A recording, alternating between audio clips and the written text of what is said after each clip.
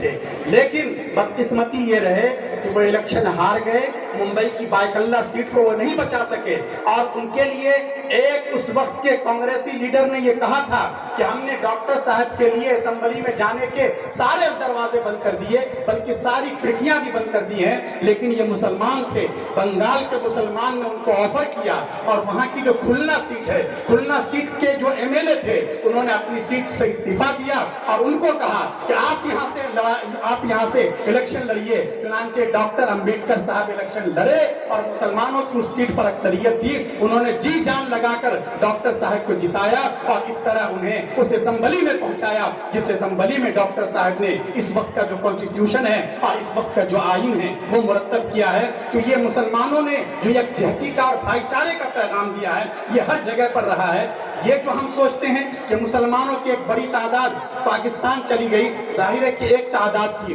لیکن مسلمانوں کی اکثریت نے یہی رہنا، یہی مرنا اور یہی جینے کا فیصلہ کیا تھا، اور اپنے اس فیصلے پر وہ آخری دم تک قائم رہے۔ ابھی ایک ریٹائر ہوئے ٹی سی اے راگھون جو بیوروکریٹ سے تعلق رکھتے ہیں اور کئی ملکوں میں ہمارے سفیر بھی رہے، انہوں نے ایک کتاب لکھی ہے، اس میں انہوں نے آزادی وطن کی کچھ انکہی کہانیاں لکھی ہیں۔ اس میں انہوں نے وہ لسٹ دی ہے کہ بہت لوگ یہ جانتے ہیں کہ بہت سے لوگ وہ ہیں جو اس دیش کو چھوڑ کر پاکستان چلے گئے تھے، لیکن انہوں نے ایک لسٹ وہ دی ہے کہ بہت سے محب وطن مسلمان جب یہ فیصلہ ہو گیا کہ اس دیش کے ٹکڑے ہو کر رہیں گے تو انہوں نے پاکستان کے حصے میں رہنا گوارا نہیں کیا اور ہندوستان آئے، اپنے وسائل اور سورسز کو چھوڑ کر آئے اور یہی کی زمین میں دفن ہو گئے۔ اس میں انہوں نے کئی لوگوں کے نام لیے ہیں، جس میں خصوصیت کے ساتھ بیرسٹر خالد لطیف گابا جنہوں نے مدر انڈیا کے جواب میں انکل شیم نامی کتاب لکھی تھی، اور دوسری اہم شخصیت حضرت مولانا عثمان فاروق علی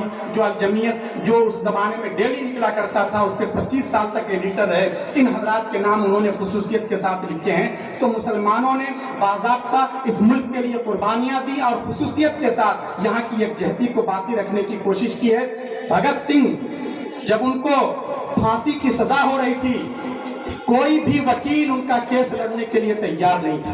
انگریزوں نے ڈر کا اور بھے کا ایسا ماحول بنا دیا تھا کہ کوئی ان کا کیس لینے کے لیے تیار نہیں تھا۔ یہ بیرسٹر آصف علی تھے جو اس میدان میں اترے اور انہوں نے بھگت سنگھ کا کیس لڑا ہے، اور بیرسٹر آصف علی جو بعد میں امریکہ میں سفیر بھی رہے۔ اور اس کے بعد ہوا یہ کہ جو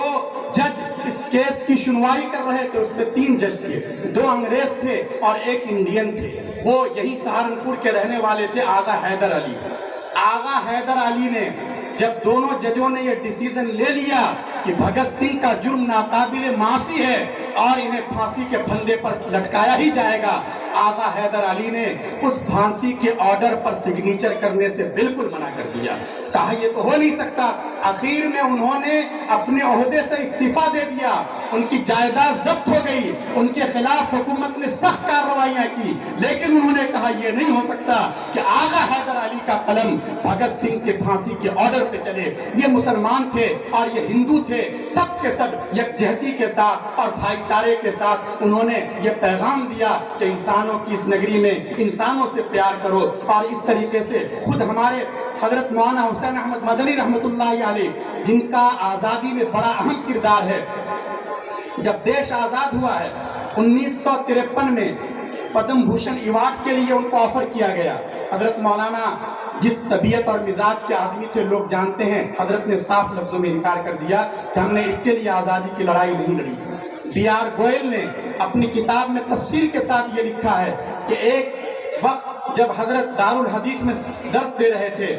اس وقت کے ریلوے منسٹر لال بہادر شاستری جو بعد میں خود ملک کے وزیر اعظم بنے، اور اس وقت کے جو ڈیفنس منسٹر تھے مہاویر تیاگی جی، یہ دونوں حضرات آئے اور حضرت کو اطلاع دیے بغیر حضرت کے درس میں پہنچ گئے، وہاں جا کر نیچے بیٹھنے لگے۔ ظاہر ہے کہ یہ بڑے لوگ تھے، حضرت نے ان کا احترام کیا اور ان کو یہ کہا کہ آپ ہماری مسند پر ہمارے برابر میں آ جائیں، لیکن اس وقت لال بہادر شاستری نے ایک بات کہی تھی حضرت سے کہ حضرت آپ شاید بھول گئے ہوں لیکن میں بھولا نہیں ہوں، جب ہم لوگ جیل میں تھے تو آپ اسی طرح اونچی جگہ پہ بیٹھ کر آپ لیکچر دیتے تھے، ہمیں مانوتا، انسانیت، اخلاق اور دیش سے محبت کی باتیں بتلایا کرتے تھے، وہاں بھی ہم نیچے بیٹھ کر آپ کی باتوں کو سنا کرتے تھے۔ اس لیے آج آپ ہمیں اجازت دیجئے، ہم نیچے بیٹھیں گے تاکہ وہ دن بھی ہماری آنکھوں کے سامنے گھوم جائیں۔ اور یہ کہہ کر لال بہادر شاستری اور مہاویر تیاگی جی دونوں طلبہ کی صف میں بیٹھ گئے، اور انہوں نے حضرت مدنی علیہ الرحمہ کو کی عظمت کو اس طرح سلام کیا ہے۔ دارالعلوم دیوبند جس کے بارے میں آپ کو معلوم ہے اس کا بڑا اہم کردار رہا ہے، شیخ الہند رحمۃ اللہ علیہ نے پوری ایک تحریک چلائی تھی، اور اس تحریک کے نتیجے میں سب سے پہلے کابل میں ایک آزاد ہندوستان کی حکومت قائم ہوئی، اور اس میں راجہ مہندر پرتاپ کو اس کا صدر بنایا گیا تھا، اور مولانا عبید اللہ سندھی اس کے وزیر خارجہ تھے، اور یہ سب شیخ الہند رحمۃ اللہ علیہ کی تحریک کا نتیجہ تھا۔ حضرت مدنی علیہ الرحمہ نے جو جد و جہد آزادی کے لیے اپنی قربانیاں پیش کی ہیں، آج ان کا تذکرہ کر کے اور ان کو یاد کر کے ہر ایک کا خون تازہ ہو جاتا ہے۔ کراچی کا خالق دنیا ہال آج بھی موجود ہے، وہاں انگریز نے کمرے عدالت لگا رکھا ہے، انگریز جج پوری رعونت کے ساتھ کرسی عدالت پہ بیٹھا ہوا ہے۔ حضرت مولانا حسین احمد مدنی رحمۃ اللہ علیہ کو انگریز کی عدالت میں پیش کیا جاتا ہے۔ مولانا محمد علی جوہر جو ہندوستان کی آزادی کے مایہ ناز سپوت تھے، اور جنہوں نے لندن کی گول میز کانفرنس میں یہ قسم کھا لی تھی کہ میں غلام ملک میں واپس نہیں جا سکتا، اگر آپ مجھے ملک کی آزادی نہیں دے سکتے تو آپ اپنی سرزمین میں دفن ہونے کے لیے 2 گز زمین دے دیجئے۔ قدرت نے ان کی اس خواہش کی لاج رکھی، اور ہندوستان پہنچنے سے پہلے فلسطین کی مقدس سرزمین پر ہمیشہ کے لیے آسودہ خواب ہوئے۔ وہ مولانا محمد علی جوہر آگے بڑھے اور حضرت مدنی سے عرض کیا کہ حضرت ذرا ہیلے اور تدبیر سے کام لے لیجئے گا، قوم کو آپ کی بہت ضرورت ہے۔ حضرت مدنی انگریز جج کے سامنے کھڑے ہوئے، جج نے پورے کرخت لہجے میں کہا، ملزم حسین احمد، کیا تم نے یہ فتویٰ دیا ہے کہ مسلمانوں کا انگریزی فوج میں شامل ہونا حرام ہے؟ حضرت مدنی نے نہایت وقار کے ساتھ